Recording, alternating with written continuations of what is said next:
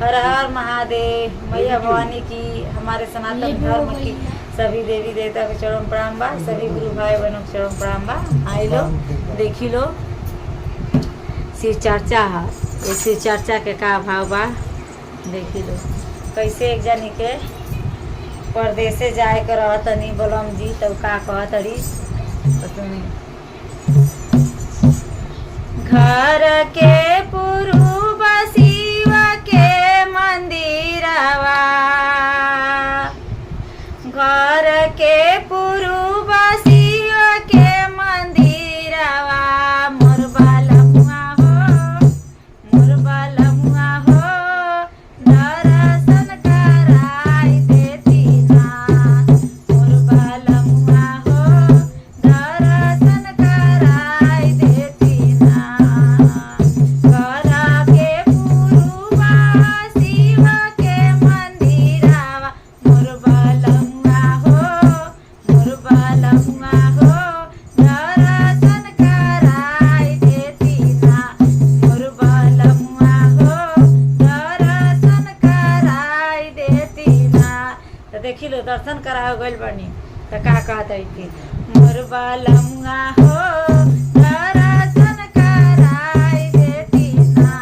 मोर बालमुआ हो, दर्शन कराईनी त बड़ा नीक कइनी। दर्शन कराईनी त बड़ा नीक कइनी। मोर बालमुआ हो, मोर बालमुआ हो, जलावा चढ़ाई देती ना। मोर बालमुआ हो, जलावा चढ़ाई देती ना। मोर बालमुआ हो। अब देखी जल चढ़ौले बानी तो का कहतनी। मोर बालमुआ हो, जलावा चढ़ाई देती ना। मोर बालमुआ हो। अब जल चढ़ावतन तो कैसे का भाव बा। जला चढ़ाईनी त बड़ा नीक कइनी। जलावा चढ़ाईनी त बड़ा नीक कइनी। मोर बालमुआ हो, मोर बालमुआ हो, मोर बालमुआ हो, बेलपतिया चढ़ाई देती ना। मोर बालमुआ हो, बेलपतिया चढ़ाई देती ना। कैसे कहतरी। अब कहतनी हो गइल बा तो कैसे कहतरी। अधूरा ना छोड़ल जाला, का का चढ़ेला चढ़ा दी। तब वो दुविधा में पड़ गइल बनो तो चढ़ावत ना कैसे कैसे। अब जैसे कहो बस कहतरी मर जल्दी चाहल और नहीं पूजा पाठ नियम से करी कैसे एक लोटा जल दे के चली आई। तब लिया के तो गइल बड़ी। अब वो सोचता ना अब हो गई चली तो कहतरी नहीं बेलपतिया चढ़ैनी तो बड़ा निक कहनी बड़ाई करतरी। तब कैसे कहतरी और ही चढ़ावे के बाबे पूरा ना खे भाई। तो देखी कैसे कहता ना मेहरारू यही ना लपटा के देरी ले पूजा करे ली लो। तो देखी कहतरी बेलपतिया चढ़ैनी त बड़ा नीक कइनी। मोर बालमुआ हो, मोर बालमुआ हो, भंगिया चढ़ाई देती ना। मोर बालमुआ हो, भंगिया चढ़ाई देती ना। अब कहतरी बिना भांग के माने नी नाही। भांग चढ़ाई तो भांग चढ़ावतरी। भंगिया चढ़ाई देती ना। भंगिया चढ़ाईनी त बड़ा नीक कइनी। मोर बालमुआ हो, मोर बालमुआ हो। तो देखी फिर का कहतरी मैंने भंगिया चढ़ैनी तो बड़ा नीक कइनी। अब कैसे कहतनी फिर जाए के कहतनी फिर कहतरी मोर बालमुआ हो, मोर बालमुआ हो, रोड़िया लगाई देती ना। मोर बालमुआ हो, रोड़िया लगाई देती ना। रोड़िया लगइनी त बड़ा नीक कइनी। रोड़िया लगइनी त बड़ा नीक कइनी। मोर बालमुआ हो,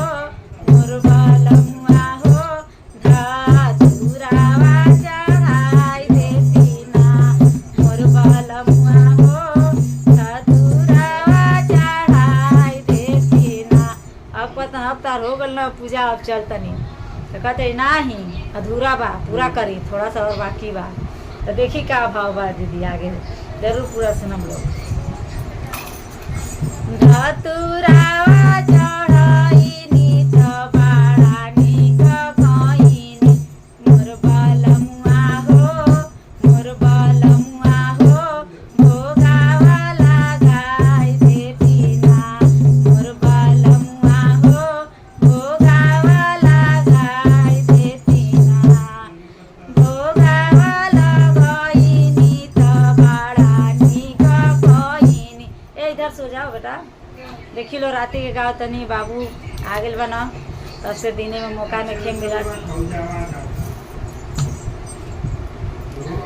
मोर बलमुआ हो, भोगावा लगाईनी त बड़ा निक खइनी, मोर बलमुआ हो, दूधवा चढ़ाई देती ना, मोर बलमुआ हो, दूधवा चढ़ाई देती ना, मोर बलमुआ हो।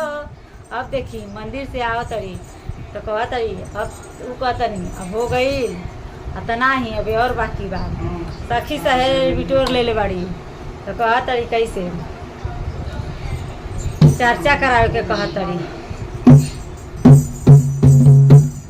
मोर बलमुआ हो, मोर बलमुआ हो, चर्चा कराई देती ना, मोर बलमुआ हो, चर्चा कराई देती ना, चर्चा कराईनी त बड़ा निक खइनी, चर्चा कराईनी त बड़ा निक खइनी, मोर बलमुआ हो, मोर बलमुआ हो।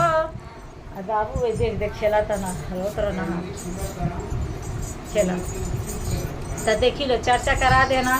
अब मर्द जात का जानता नहीं एक पर से का करे के बाद तो कैसे कहतरी कि नहीं अबे और बाकी बा।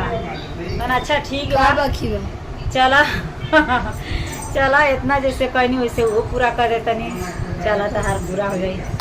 तो कहतरी चर्चा कराईनी त बड़ा निक खइनी, मोर बलमुआ हो, मोर बलमुआ हो, दयावा तू मांग लेतना, मोर बलमुआ हो, दयावा तू मांग लेतना,